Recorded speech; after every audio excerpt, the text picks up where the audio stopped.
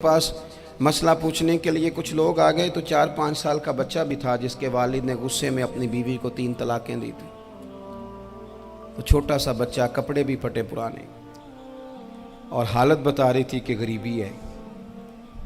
तो जब मैंने मसला बताया कि 3 तलाकें हो गई हैं तो वापस जाने लगे, तो बच्चा मुझसे कहता है, देहाती आदमी तो कहने लगा, मौलवी साहब मेरी अम्मा ते नानी कहनी असन पूछ के आई आप कि हुण असीं लहदा ही रहना है।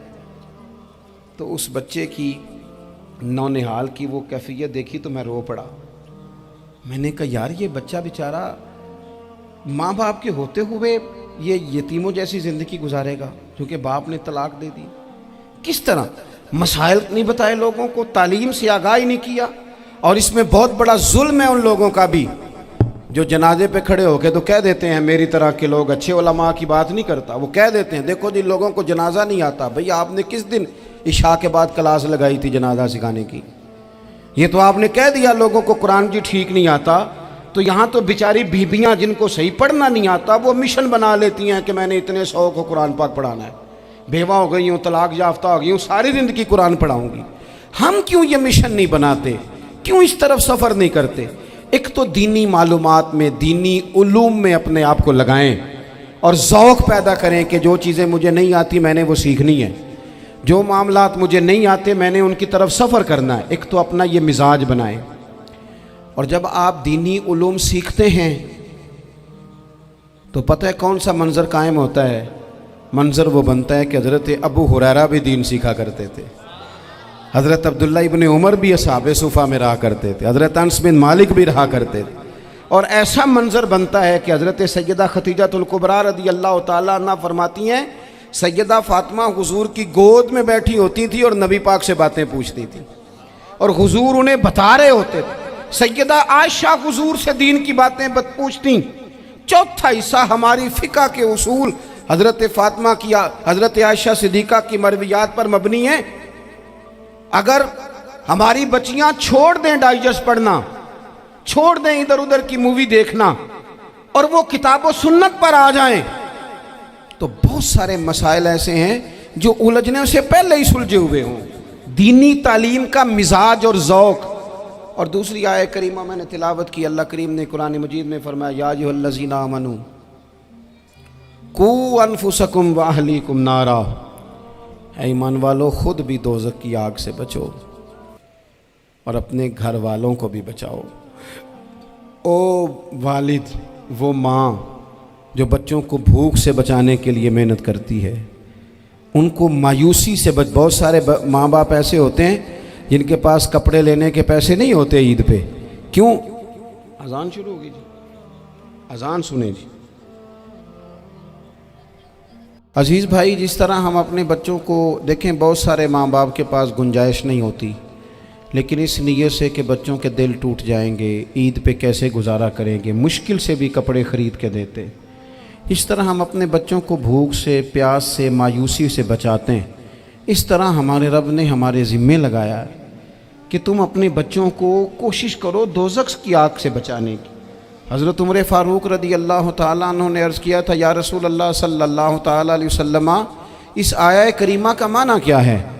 तो महबूब करीम अलैहिस्सलाम ने फरमाया, उमर, जिन चीज़ों का अल्लाह तुम्हें हुक्म देता है तुम अपने घर वालों को उन चीज़ों का हुक्म दो। जिन चीज़ों से रब रसूल तुम्हें मना करते हैं अपने घर वालों को उनसे रोको। अपने घर के अंदर निफाज दीन करने की कोशिश करो।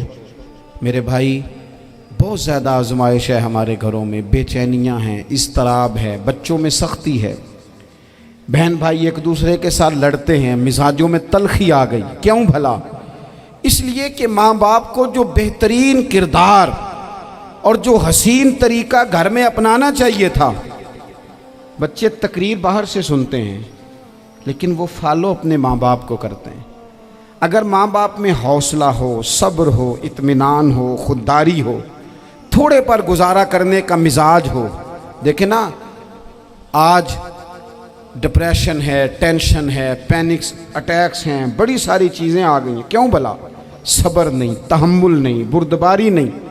आजमाए। एक दिन एक बच्चा मेरे पास आ गया मदरसे का और आके वो रोने लगा। میرے گھر والے کہنے لگے کھانا چھوڑ دیں پہلے اس کی بات سن لے. میں نے کہا پتر کیا ہوا, کسی نے مارا ہے کسی استاد نے؟ کہنے لگے نہیں حضرت, گھر فون کیا تھا تو میری اماں اور ابا کی لڑائی ہو رہی ہے. بچہ کانپ رہا ہے, ٹانگیں کانپ رہی ہیں. میں نے کہا کیا ہو کیا گیا تمہیں پتر, لڑائی ہو رہی ہے تو گھروں میں ہو ہی جاتی ہے. کہنے لگے نہیں آپ کو پتہ نہیں وہ بڑا سخت لڑتے ہیں. میرے والد جب میری والدہ کو مارنے کے لیے آگے بڑھتے ہیں تو ہم سارے چار پنجوں کے نیچے چھپ جاتے ہیں, ہمیں خوف آتا ہے, وہ منظر خطرناک ہوتا ہے. یہ کون تکلیف دے رہا ہے اپنے بچوں کو؟ یہاں بیٹھے ہمارے ہاں میلوں دور رہتے تھے اس کے گھر والے, تو وہ تکلیف میں تھا, تو گھر میں کیا کیفیت ہوگی؟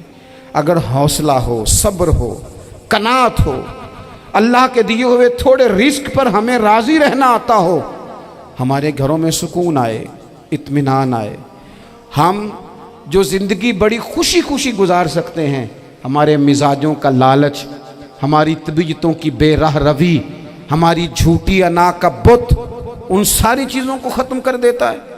اپنی زندگی کے اندر اگر ہم وہ کردار اپنے بچوں کو دیں جس کردار میں موبائل بھی ہو, جس میں گاڑی بھی ہو, جس میں پیسے بھی لا کے ابا دراز میں رکھتا ہو, لیکن والد کا گھر میں مصلی بھی موجود ہو, اس کی کوئی تسبیح بھی ہو, وہ یہ بھی کہتا ہو کہ خدا نے اپنے فضل سے آج 5,000 دیا ہے تو اس میں 1,000 غریبوں کا بھی ہے, اس میں تھوڑا سا میں نے اللہ کی رضا کے لیے بھی رکھا ہے. اگر کوئی مشکل آ جائے تو وہ باپ اور ماں کو صبر کرتا ہوا دیکھتے ہوں. اگر ایک باپ بات کرے تو دوسرا برداشت کرتا ہو. خدا را اپنی اولادوں کو اس اذیت کا شکار نہ کرو. اپنے گھروں کے اندر وہ خودداری, وہ پیار, وہ وقار, وہ محبت, وہ انداز. آپ تھکے ہوئے ہیں کوئی شک نہیں, آپ بہت سارے مسائل کا باہر شکار ہوں گے کوئی شک نہیں, لیکن آپ باہر سے تھک کے آئے ہیں. اور اگر آپ باہر اپنی فیکٹری کے مالک ہیں اور دفتر کے بڑے ہیں تو گھر میں بھی تو آپ بڑے ہیں نا. آپ کی ماں بھی تو انتظار کر رہی ہے, اس نے بھی تو دکھڑا سنانا ہے نا آپ کو. آپ یہ دیکھیے کہ آپ کے بچے بھی تو انتظار کر رہے ہیں, وہ چاہتے ہیں کہ ابا آ کے بیٹھیں تو ہم ان کے سینے پہ چڑھ کے تھوڑا کھیلیں. آپ کی اہلیہ منتظر ہیں. کچھ باتیں بیوی کسی اور سے نہیں کہہ سکتی, صرف اپنے شوہر سے کہتی ہے, لیکن وہ تو آتے ہی جلال میں آ گئے صاحب. وہ کہنے لگے تو بڑی نالائق ہے, میں تھکا ماندہ آیا ہوں اور تو نے مجھے کہانی سنا دی ہے. وہ اس خاتون سے شدت کے ساتھ پیش آنے لگے. میرے رسول پاک کی حیات نور کو دیکھو, حضرت ام ایمن حضور کی رضائی والدہ ہیں, ان کی بھی خدمت ہو رہی ہے. حضرت حلیمہ سعدی آ رہی ہیں تو خدمت ہو رہی ہے. حضرت عباس حضور کے چچا ہیں تو کریم فرماتے ہیں میرے چچا ہیں باپ کی جگہ پہ. حضور دوست احباب صحابہ غلاموں سب کے ساتھ پیار کر رہے ہیں. 9 ازواج مطہرات ہیں گھر کے اندر, اور کیفیت یہ ہے کہ حضور صرف ان کی ضرورتوں کا ہی خیال نہیں کرتے, خواہشات کا ہی خیال نہیں کرتے, بلکہ میرے کریم کا طریقہ یہ ہے کہ کوئی بندہ آج بول کیا رہا ہے, وہ کہاں کھڑا ہے آج, اس کے جملے کس طرح کے ہیں, اس کا لہجہ کس طرح کا ہو گیا ہے اور اسے ٹھیک کیسے کرنا ہے. محبوب اس کا خیال فرماتے, توجہ کرتے. میں کہتا ہوں کہ ہم سب کو شوق آیا ہے آرام کرنے کا. میں صبح 11 بجے سے پہلے اپنے گھر سے نکل آیا تھا اور یہ وقت آ گیا ہے اور رات کو خدا جانے کس وقت گھر پہنچنا ہے. کئی دفعہ کیفیت یہ ہوتی ہے کہ گاڑی سے اترتے ہیں تو پھر دل کرتا ہے کہ کوئی اٹھا کے چلائے نہ کبھی. اس کے باوجود بہت سارے لوگ ناراض رہتے ہیں کہ ہم سے مل کے نہیں گئے, فوٹو نہیں کھنچوا کے گئے, فلانی جگہ چائے نہیں پی کے گئے. یہ تسلسل ہے. لیکن میں جتنا مرضی تھکا ماندہ گھر جاؤں گا نا, کبھی ایسا نہیں ہوا کہ میں گھر جاؤں تو بڑی ٹینشن میں جاؤں. میری گھر والی ایک دن مجھ سے کہنے لگی آپ نے کبھی نہیں کہا کہ میں تھکا ہوا آیا. بندہ تھک بھی تو جاتا ہی ہے نا, کبھی کہاں کرے نا. میں نے اسے کہا پتہ کیوں نہیں کہتا, اس لیے نہیں کہتا کہ میں نہیں چاہتا کہ میرے بچے یہ کہیں کہ ہم نے دین نہیں پڑھنا, ہمارا باپ تو بڑی مشکل میں ہے. ہم اپنے کام کے بارے میں اپنے گھر میں شکوے کرتے ہیں. آپ کسی بچے سے پوچھ لیں کون سا کام کرنا ہے, کہ جڑا ابا جی کر دے رہے ہیں وہ نہیں کرنا. کیوں کہ ابا جی ہر روز تو کہتے ہیں میں بڑا الجھ گیا ہوں, یہ کام بڑا مشکل ہے. میں چاہتا ہوں کہ میں اپنے بچوں کو یہ بتاؤں کہ پتر میں تو جدھر جاتا ہوں پھول ہی پھول ہیں. میں تو جدھر سے گزرتا ہوں محبت ہی محبت ہے، میں تو جدھر سے دیکھتا ہوں دعائیں ہی ملتی ہیں، تاکہ ان کا شوق پیدا ہو۔ میرے عزیز، آپ تھوڑا سا دل بڑا کریں۔ اگر آپ ایک کی وجہ سے پورا گھر سکون میں آ جاتا ہے تو آپ دل بڑا کیوں نہیں کرتے؟ جگہ ڈھونڈتے ہیں بس مجھے کوئی تنگ نہ کرے، کوئی میری باپ ماں بدولت کو کوئی پریشان نہ کرے۔ بخاری شریف سنیے، حضرت عائشہ صدیقہ رضی اللہ تعالیٰ عنہ بیٹھی ہیں، حضور فرمانے لگے عائشہ آج ایک بات نہ بتاؤں تمہیں؟ یا رسول اللہ بتائیے۔ حضور فرمانے لگے جب تم مجھ سے ناراض ہوتی ہو تب بھی مجھے پتہ چل جاتا ہے، اور جب راضی ہوتی ہو پھر بھی پتہ چل جاتا ہے۔ تو حضرت سیدہ عائشہ صدیقہ بات سن کے بڑی خوش ہوئیں، یا رسول اللہ وہ کیسے؟ حضور فرمانے لگے کبھی کبھی تم قسم اٹھاتی ہو۔ یا رسول اللہ ہاں۔ فرمایا جب ہوتی ہو نا راضی، خوش، تو پھر کہتی ہو مجھے رب محمد کی قسم صلی اللہ علیہ وسلم، پھر تم میرے نام کے ساتھ رب کریم کا نام ملا کے قسم اٹھاتی ہو، رب محمد کی قسم۔ یا رسول اللہ بالکل ایسے ہی ہے۔ اور فرمایا جب تمہارے دل میں کوئی بات ہوتی ہے نا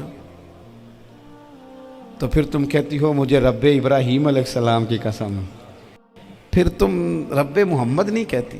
یہ بخاری مسلم میں موجود ہے۔ حضرت عائشہ صدیقہ نے تو بات سنی تو کھل گئی طبیعت، کہنے لگی کریم صدقے جاؤں، یہاں تک خیال فرماتے ہو؟ کس کے جملے کہاں پہنچ گئے، یہاں تک خیال ہے؟ فرمایا مجھے پتہ چل جاتا ہے کہ تمہاری کیفیت کیا ہے، کہاں کھڑی ہو۔